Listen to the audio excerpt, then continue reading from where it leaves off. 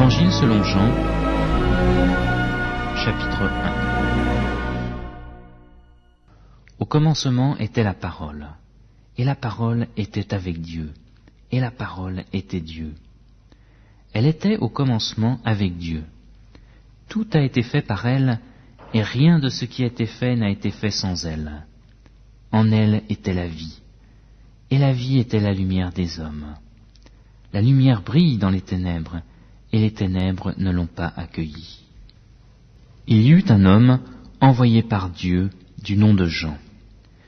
Il vint comme témoin pour rendre témoignage à la lumière, afin que tous croient par lui. Il n'était pas la lumière, mais il vint pour rendre témoignage à la lumière. C'était la véritable lumière qui, en venant dans le monde, éclaire tout homme. Elle était dans le monde, et le monde a été fait par elle, et le monde ne l'a pas connue.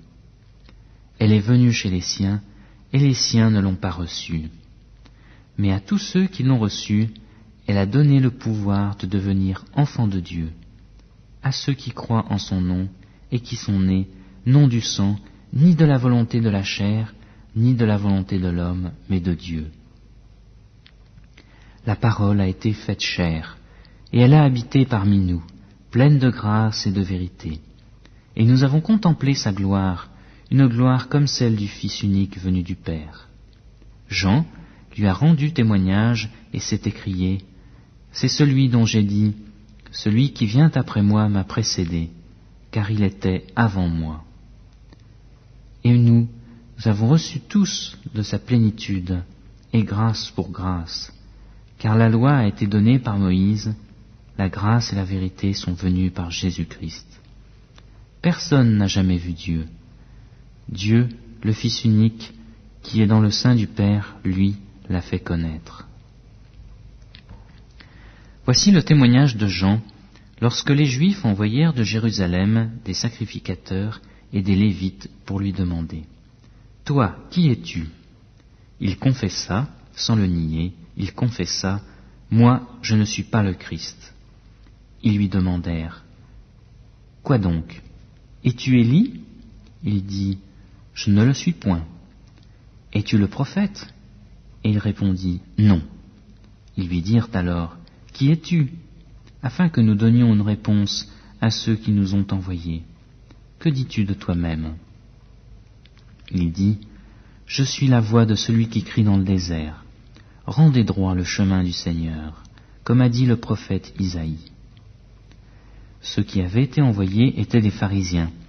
Ils l'interrogèrent et lui dirent « Pourquoi baptises donc, si ce n'est pas le Christ, si tu n'es ni Élie ni le prophète ?» Jean leur répondit « Moi, je baptise dans l'eau. Au milieu de vous, il en est un que vous ne connaissez pas et qui vient après moi. Je ne suis pas digne de délier la courroie de sa sandale. » Cela se passait à Béthanie, au-delà du Jourdain, où Jean baptisait. Le lendemain, il vit Jésus venir à lui et dit « Voici l'agneau de Dieu, qui ôte le péché du monde. C'est celui dont j'ai dit « Après moi vient un homme qui m'a précédé, car il était avant moi. Et moi je ne le connaissais pas, mais afin qu'il soit manifesté en Israël, je suis venu baptiser d'eau. » Jean rendit ce témoignage. « J'ai vu l'Esprit descendre du ciel comme une colombe et demeurer sur lui. Et moi je ne le connaissais pas, mais celui qui m'a envoyé baptiser d'eau m'a dit, « Celui sur qui tu verras l'Esprit descendre et demeurer, c'est lui qui baptise d'Esprit Saint. » Et moi j'ai vu et j'ai rendu témoignage que c'est lui le Fils de Dieu. Le lendemain, Jean était encore là, avec 2 de ses disciples. Il regarda Jésus qui passait et dit « Voici l'agneau de Dieu. » Les 2 disciples entendirent ces paroles et suivirent Jésus.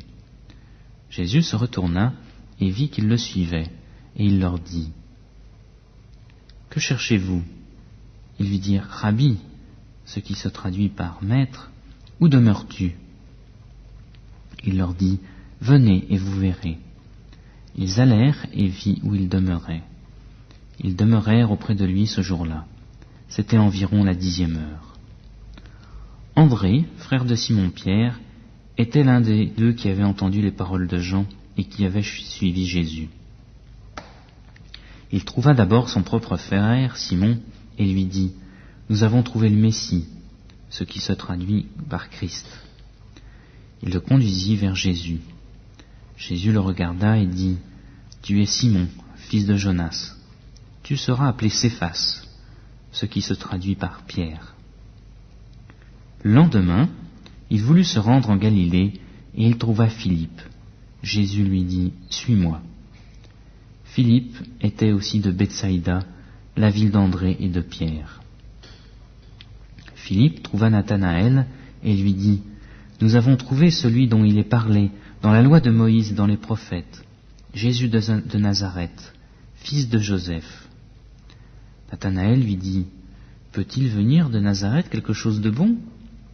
Philippe lui dit « Viens et vois. » Jésus vit venir à lui Nathanaël et dit de lui « Voici vraiment un Israélite dans lequel il n'y a pas de fraude. » Nathanaël lui dit « D'où me connais-tu » Jésus lui répondit « Avant que Philippe t'ait appelé, quand tu étais sous le figuier, je t'avais vu. » Nathanaël reprit « Rabbi, toi tu es le Fils de Dieu, toi tu es le roi d'Israël. » Jésus lui répondit « Parce que je t'ai dit que je t'avais vu sous le figuier, tu crois. Tu verras de plus grandes choses encore que celles-ci. En vérité, je vous le dis, vous verrez le ciel ouvert et les anges de Dieu monter et descendre sur le Fils de l'homme. »